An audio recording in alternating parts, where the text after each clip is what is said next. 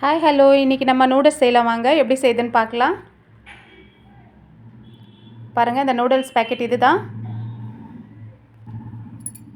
நம்ம ஒரு பவுலில் தண்ணி வச்சிடலாம். நல்லா சூடு ஏறட்டும். நூடுல்ஸுக்கு தேவையான உப்பு சேர்த்துக்கலாம். தண்ணி நல்லா கொதிக்கட்டும். நம்ம இப்போ இந்த பேக்கெட் ஓப்பன் பண்ணி ஒரே ஒரு பீஸ் மட்டும் அதுலேருந்து நான் எடுக்கிறேன். இதை வந்து 4-5 பீஸாக நம்ம புட்டு வச்சுக்கலாம். பாருங்கள், இந்த மாதிரி பீஸ் பீஸாக புட்டு எடுத்து வச்சிடலாம் ஒரு தட்டில்.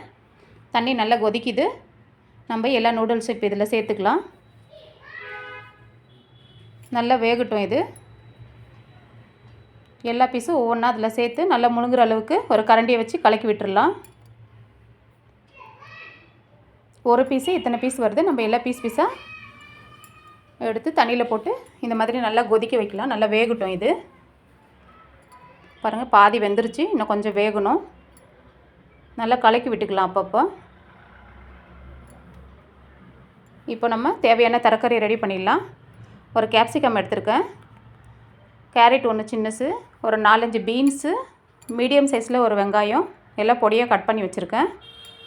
பாருங்கள், இந்த மேகி வந்து வெந்துருச்சு. இதை வந்து இப்போ நம்ம ஒரு நெட்டில் வடிகட்டிக்கலாம், தண்ணி இல்லாமல். பாருங்கள், இந்த மாதிரி நெட்டில் வடிகட்டி எடுத்து வச்சிடலாம். ஸ்டவ் பற்ற வச்சு ஒரு கடாய் வச்சிடலாம். நல்லா கடாய் சூடு இறந்தும் கொஞ்சமாக நம்ம எண்ணெய் சேர்த்துக்கலாம் தேவையான அளவுக்கு. நூடுல்ஸ் எவ்வளோ இருக்கோ அதுக்கு பார்த்து அதுக்கு தேவையான அளவு நம்ம தண்ணி எடுத்துக்கலாம்.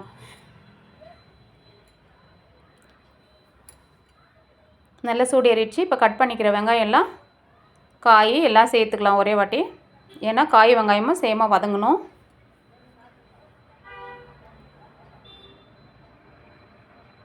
கொஞ்சமாக உப்பு சேர்த்து, காய்க்கு எவ்வளோ வேணுமோ அவ்வளோ உப்பு சேர்த்துக்கலாம். ஏற்கனவே நம்ம அந்த நூடுல்ஸில் உப்பு சேர்த்துருக்கோம்.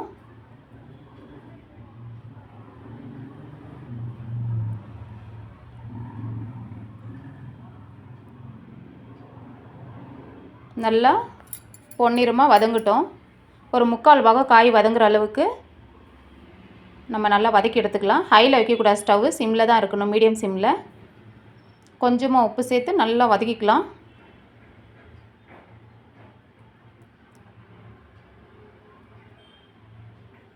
பாருங்கள், இந்த அளவுக்கு நம்ம கைவிடாமல் கிண்டி தீயாமல் வதக்கி எடுத்துக்கலாம். நான் இப்போது சோயா சாஸு, டொமேட்டோ சாஸு ரெண்டும் நூடுல்ஸ்க்கு சேர்க்க போகிறேன். பாருங்கள், இதில் கொஞ்சம் உப்பெல்லாம் இருக்கும், பார்த்து நீங்கள் சேர்த்துக்கோங்க எவ்வளோ வேணும்ன்ட்டு. டொமேட்டோ சில்லி சாஸ் இது. இங்கே பாருங்கள், சில்லியும் இருக்கும் இதில். இது எவ்வளோ வேணும்னு பார்த்துக்கோங்க. நான் ரெண்டும் 1.5 ஸ்பூன் சேர்க்க போகிறேன்.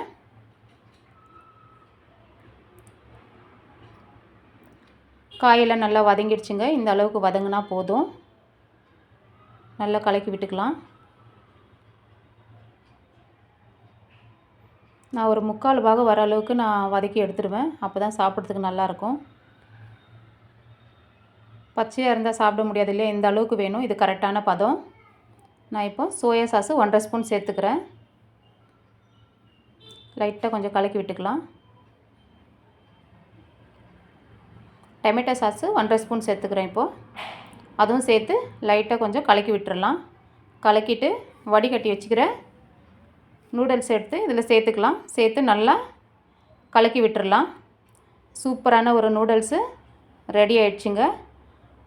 கண்டிப்பாக பசங்க பெரியவங்க யார் வேணாலும் சாப்பிட்லாம். நல்லாயிருக்கும் டேஸ்ட்டாக. கடையில் எப்படி கொடுக்குறாங்களோ அந்த மாதிரி நல்லா டேஸ்ட்டாக இருக்கும். நான் இப்போ வந்து ஒரு மேகி மசாலா ஒன்று சேர்க்க போகிறேன். அதில் நல்லா இன்னும் டேஸ்ட்டு கொடுக்கும் இந்த மசாலா சேர்த்துனா.